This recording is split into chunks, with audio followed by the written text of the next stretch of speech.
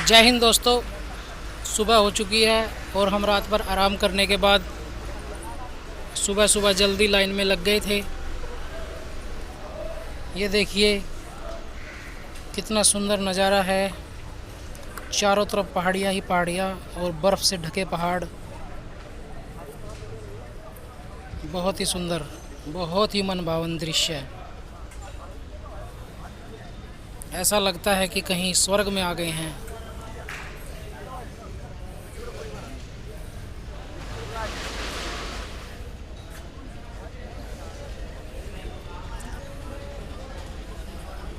जैसे हम सुबह उठे थे, हमसे पहले ही लोग लाइनों में लग गए थे। और यहाँ पर इस टाइम ठंड बहुत ज़्यादा है। ये देखिए, ये फूल मालाएं और प्रसाद वगैरह की दुकानें लगी हुई हैं।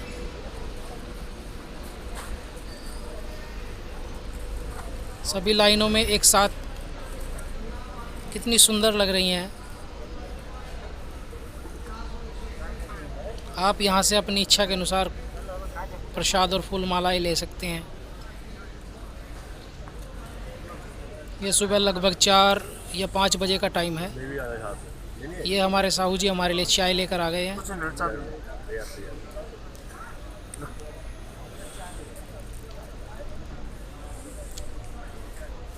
इस टाइम टेम्परेचर बहुत कम है, सर्दी के मारे बुरा हाल है। ये देखिए, सर्दी में हमें चाय से ही थोड़ी गर्माहट मिली। ये मैं भी बहुत चाय का मज़ा लेते हुए।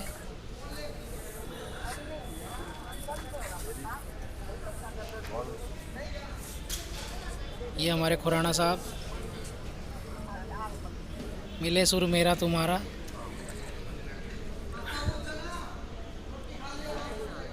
ये प्रसाद की दुकानें बनी हुई हैं।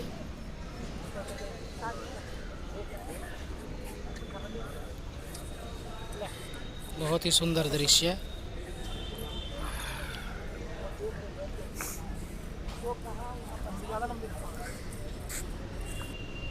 दर्शन करने के बाद फिर हमने नीचे उतरना स्टार्ट कर दिया, क्योंकि हमें सुबह बस की बुकिंग करनी थी। घोड़े के प्राइम टायर में ब्रेक नहीं होता, इंसान के जुबान में ब्रेक नहीं होता। ये नीचे उतरते हुए रास्ता बहुत ही कठिन है। आप देख सकते हैं कि घोड़े खच्चरों पे कितनी मुश्किल से लोग आते हैं। ये सब बाबा केदारनाथ की कृपा है, जो आस्था और आशीर्वाद दोनों का मज़ा। बहुत ही सुंदर और मन भावन दृश्य है।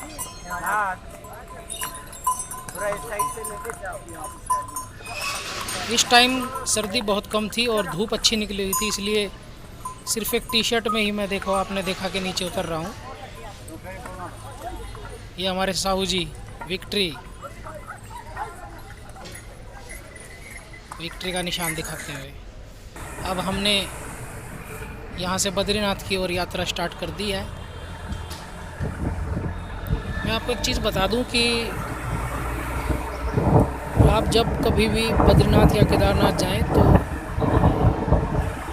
वहाँ से गाड़ी सुबह 5 बजे या 5:30 बजे चलती है। उसके बाद अगर आप लेट हो गए तो फिर अगले दिन सुबह आपको गाड़ी मिलेगी। इसलिए आप रात को हरिद्वार या ऋषिकेश रुकें और वहाँ से सुबह सुबह अर्ली मॉर्निंग में गाड़ी पकड़कर तब अपनी इच्छा के अनुसार बद्रीनाथ या केदारनाथ धाम पहुँचे। हमने कल शाम को ही मार्केट से, सोनप्रयाग की मार्केट से हमने बुकिंग कर ली थी। सुबह 5 बजे की हमारी बस थी, तो हमने वहीं से बुकिंग कर ली थी। जो दुकान वाले, जो इनके ऑफिस वाले होते हैं, वो 10-20 रुपये ज़्यादा लेकर बुकिंग कर देते हैं। नहीं तो आपको साथ के साथ क्या पता सीट भी ना मिले, और अगर सीट नहीं मिलेगी तो फिर आपको सुबह उठने का भी कोई फ़ायदा नहीं है। अगले दिन सुबह ही फिर दूसरी गाड़ी मिलेगी। ये रास्ता बहुत ही सुंदर है और अब तो पहले से काफ़ी साफ़ सुथरा रास्ता बन चुका है। मोदी सरकार इसके लिए बहुत काम कर रही है। 4 धाम राज्य मार्ग परियोजना के तहत यहाँ बहुत अच्छे काम चल रहे हैं। सड़क देखिए आप, कितनी अच्छी सड़क बनी हुई है। ये केदारनाथ से बद्रीनाथ की तरफ जाते हुए रास्ता है। बीच बीच में कहीं कहीं जहाँ पहाड़ों से लैंडस्लाइडिंग होती है वहाँ कभी कभी रास्ता ख़राब हो जाता है, लेकिन फिर उसको दोबारा से चालू कर दिया जाता है। लेकिन आप रास्ते के नज़ारों को देखकर बिल्कुल मंत्रमुग्ध हो जाओगे। इतना सुंदर रास्ता है, बहुत ही सुंदर।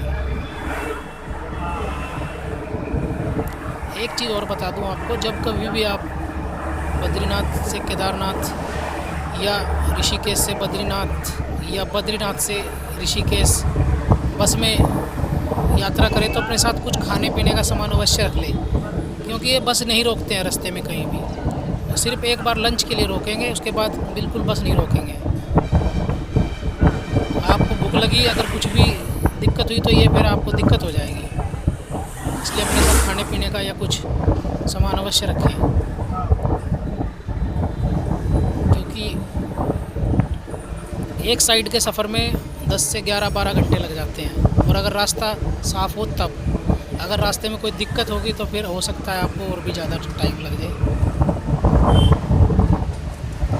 ये खूबसूरत नज़ारे देखने का मन, इतना सुंदर नज़ारा, दिल करता है बस यहीं पे रहें, कहीं खो जाए।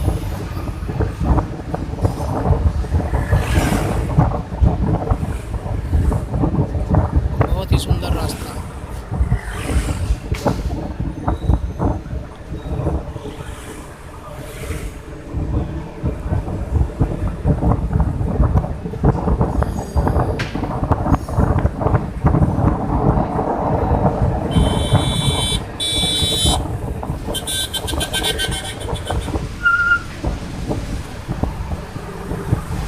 ये बस के अंदर का दृश्य देखिए।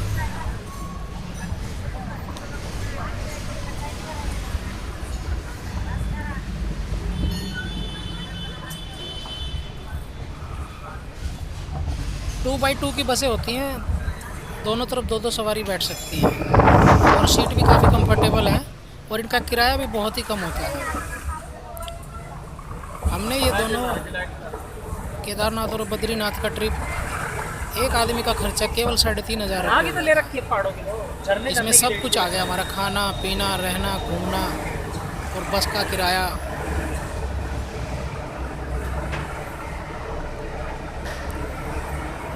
ये रास्ते में एक जेपी सीमेंट वालों का प्लांट है।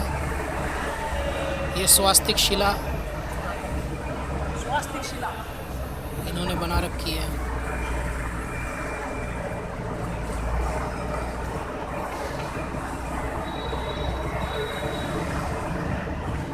पहाड़ बहुत ऊंचे ऊंचे हैं, कहीं कहीं रास्ते में लैंड स्लाइडिंग हो रही है।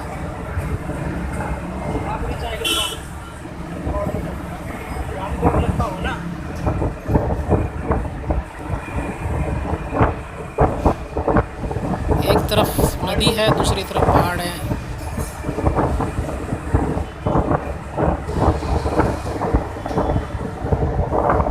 ये देखिए दोस्तों, ये वो जगह आ गई है जहाँ पर सिर्फ एक ही गाड़ी क्रॉस हो सकती है।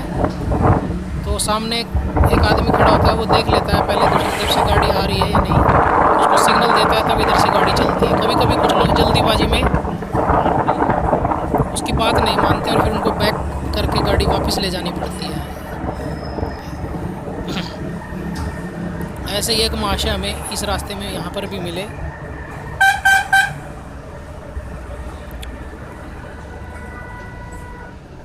पता नहीं लोगों को इतनी जल्दी क्यों रहती है, अपनी जान खतरे में डाल देते हैं। ऐसे लगा रखा है, उन्होंने देख लिया।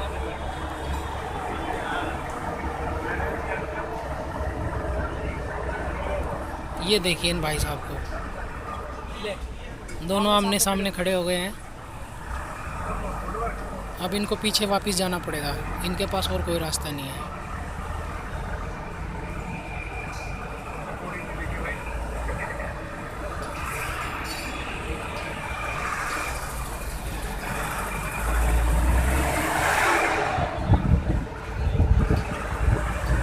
पीछे आके खड़े हुए हैं ना चुपचाप।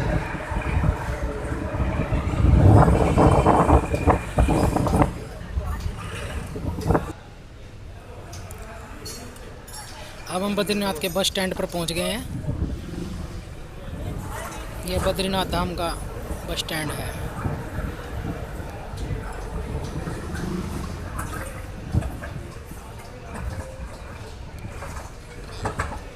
पहुंचते पहुंचते लगभग हमको 5 ही बज गए थे।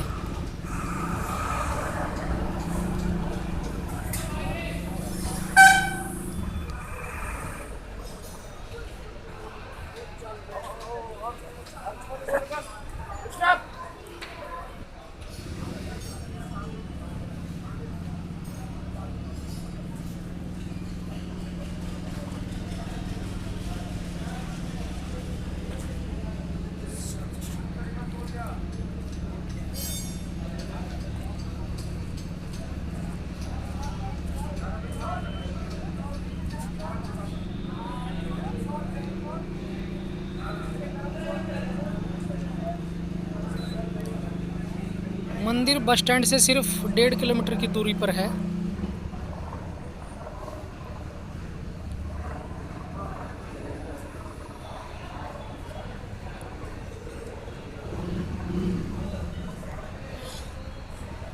मंदिर से चलने के बाद हमें रास्ते में कई होटलों के एजेंट मिले जो हमें लूटना चाहते थे और ठगना चाहते थे, लेकिन हमें जो है गढ़वाल मंडल का रेस्ट हाउस बना हुआ है जिसमें सिर्फ 120 रुपये में एक आदमी के लिए बेड मिल गया था, जिसमें रजाई वगैरह बहुत अच्छी सुविधा थी।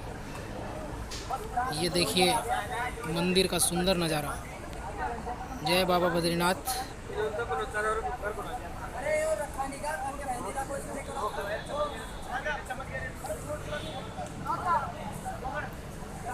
मंदिर के आसपास की मार्केट। हम जैसे ही मंदिर के पास पहुँचे तो वहाँ पर एक जगह प्रसाद बट रहा था। हमने तीनों ने प्रसाद लिया। प्रसाद बहुत ही स्वादिष्ट था। कुछ ठंड लग रही थी और गरम गरम प्रसाद खाकर आनंद आया।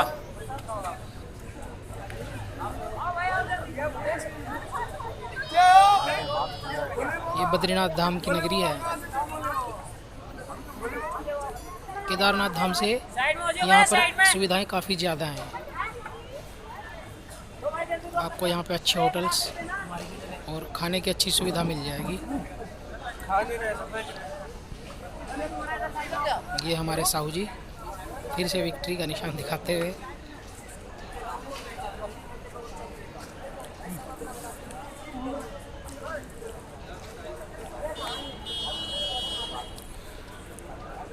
और ये हमारे खुराना साहब।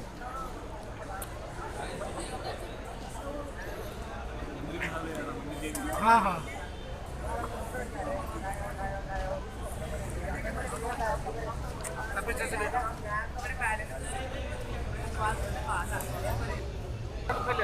ये मंदिर प्रांगण का बहुत सुंदर दृश्य। हम लाइनों में लगे हुए थे। रात के समय हमने सोचा एक बार दर्शन कर लेते हैं, फिर आराम से अपने कमरे में जाके सोएंगे।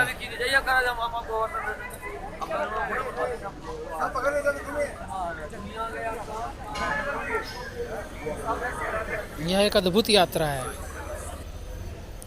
ये वह गेस्ट हाउस है जो गढ़वाल मंडल द्वारा बनाया गया है। इसमें आपको सभी प्रकार की सुविधाएं मिलेंगी। इसमें आप रूम भी ले सकते हैं और डॉर्मेट्री बेड्स भी ले सकते हैं। इसके रेट बहुत ही जायज़ हैं, अन्यथा आपसे यहाँ पर लोग 5,000, 6,000, 4,000 इस प्रकार की मांग करते हैं। कमरे यहाँ पर बहुत महंगे मिलते हैं होटलों में। हो सके तो सबसे पहले इसमें पहुँचकर आप अपना रूम बुकिंग करें, उसके बाद ही बाकी जगह पर घूमें।